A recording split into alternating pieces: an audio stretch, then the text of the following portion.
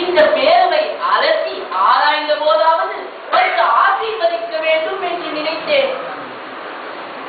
வர முடியாமல் போனது என் துரதிர்ஷ்டமே.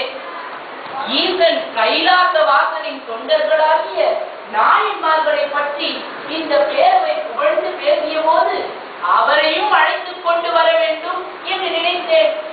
காலம் ஏனோ கைகூடி வரவில்லை. வருத்தம்தான்.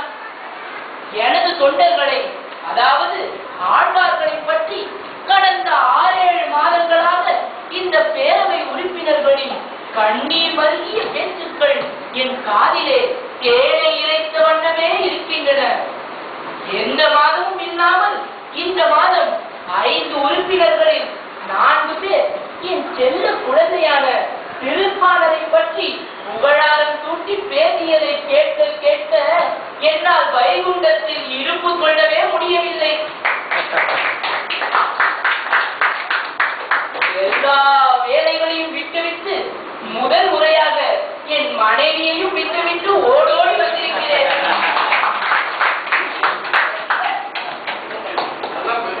என்னை காண ஆசைப்பட்டு சாதியின் பெயரால் முட்டுக்கட்டை போடப்பட்டு காவிரி ஆற்றின் கரையில் நின்று யாழ் எடுத்து இசை கூட்டி ரங்கா அரங்கா அரங்கனாதா என மனமுருகி பாடி பாடியே காலத்தை கழித்தான் பாடல்.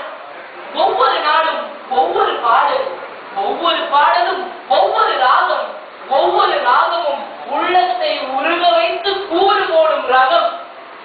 குறுக்கே இருந்தவன் பாணன் என்பதால் தண்ணீருக்கும் கலக்கம் வந்துவிடும் என்று நினைத்தவன் சாமானியனாக இருந்தால் மன்னித்து விடலாம்.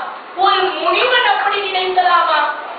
நினைத்தால் பரவாயில்லை, கல்லெடுத்து நெற்றியில் அடிக்கலாமா? அடித்தான் லோகசாரங்கள். என்னை நாள்தோறும் ஆராதிப்பவன், மலர் தூவி அர்ச்சிப்பவன். பாணனின் நெற்றியிலிருந்து கொட்டியது ரத்தம், கொதித்தது என் பித்தம். ஈசன் கைலாச வாசன் தன் தொண்டருக்காய் சிறு உருண்டை பிட்டுக்காய் முதுகிலே பிறப்படி வாங்கியதாய் சொல்வார். அது மிக என்றெண்ணி நகைத்திருக்கிறேன் நான்.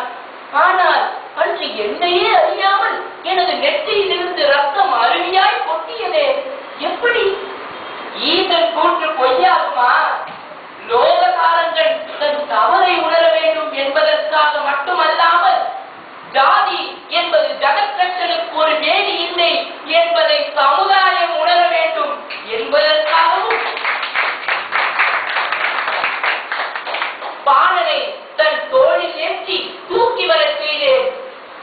கீழ் ஜாதி என்பதற்காகவே அனுமதி மறுக்கப்பட்டு தன்னை காண துடியாய் துடித்த நந்தனுக்கு நந்தியையே நகர்த்தி தரிசனம் கொடுத்த ஈஸ்வரனை போல நானும் எனது அடியாரின் அன்புக்கு ஆசைக்கு கட்டுப்பட்டு பாணனை திருப்பாணரை என் அருகே அழைத்து வர ஆசைப்பட்டேன். அருகே வந்தான் பாணன். என்னை கண்டான். என் ஒவ்வொரு அவயத்தையும் கண்டான். தன் நிலை மறந்தான். ஆடினான், பாடினான், செய்வதறியாது நினைத்தான். ஆனந்தமாய் சிரித்தான், மெய் சிரித்து அழுதான். என்னை ராவணனை கொண்ட ராமன் என்றான்.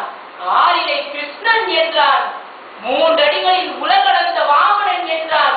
இலக்கியனை அளித்த நரசிம்மமூர்த்தி என்றான். எனது வாயையும் நீல நிற மேனியையும் பார்த்தவன் பரிதவித்தான். வர்ணிக்க வார்த்தைகளை தேடினான். கடைசியில் செய்யவாய் ஐயோ, நீலமேனி ஐயோ நிலை கொண்டது என் நெஞ்சினை என்றான்.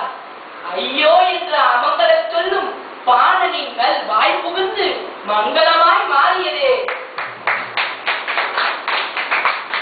பிற்காலத்தில் என் அழகை பாட வந்த கம்பனும் கூட வேறு வார்த்தைகளை சுற்றி பெறாமல் பாணனின் ஐயோ என்ற சொல்லை பாட்டில் சேர்த்து அமர்க்களப்படுத்தி விட்டானே. பாணன் என் மீது பாடிய 10 பாசுரங்களை யார் கேட்டாலும் படித்தாலும் மெய்யுருகி பாணனுக்கு அடிமையாவர் எனும்போது அவன் என்னை நினைத்து பாடிய பல்லாயிரக்கணக்கான பாசுரங்களை கேட்டு கேட்டு நானும் அவனுக்கு அடிமையாகி அவன் இதயத்துக்குள் புகுந்து கொண்டேன். இதை எப்படியோ அறிந்து கொண்ட பாணன்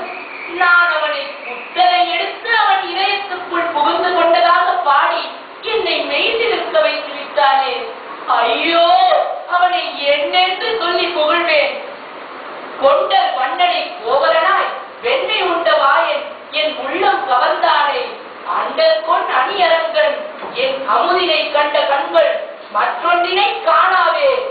என்னை பார்த்த அவன் கண்கள் வேறொரு காட்சியை பார்க்கவே பார்க்காது என்றான். கண்ணிமைக்கும் நேரத்தில் என்னோடு கலந்தும் விட்டான். கல்லெறிந்தவனும் என் குழந்தை, கல்லெறிப்பட்டவனும் என் குழந்தை. இதில் பாவம் செய்வது யார்? லோகசாரங்கள் செய்தது பாவம் என்றால் எப்பிறவியில் அவனுக்கு தண்டனை கிடைக்கும்? முற்பிறவியில் செய்த பாவத்திற்கா பாணன் கல்லடிப்பட்டான்? இதில் சொர்க்கம் செல்பவன் யார்? நரகம் செல்பவன் யார்? பிறவியே இல்லாத பரமபதம் யாருக்கு கிடைக்கும்? அன்பர்களே, இது போன்ற கேள்விகளுக்கெல்லாம் பதில் தேடி வீணாய் அலையாதீர்கள். ஏனென்றால் இது எங்களின் யுக கணக்கு. உங்களின் வாழ்க்கையோ ஒரு நொடி கணக்கு என்பதை உணருங்கள். எவர் கணக்கையும் கனப்பொழுதில் முறியடிக்கும் சக்தி அன்பு ஒன்றுக்குத்தான் உண்டு என்பதையும் உணருங்கள். அனைவரிடமும் அன்பு பாராட்டுங்கள். என் மீது மாறாத அன்புடன் பக்தி கொள்ளுங்கள். கண்டிப்பாய் நீங்கள் ஒவ்வொருவரும் ஒரு ஆழ்வாராகி எனது நெஞ்சத்தில் நீங்காத இடம் பெறுவீர்கள். மிக்க ஆசிகள். மீண்டும் சந்திக்க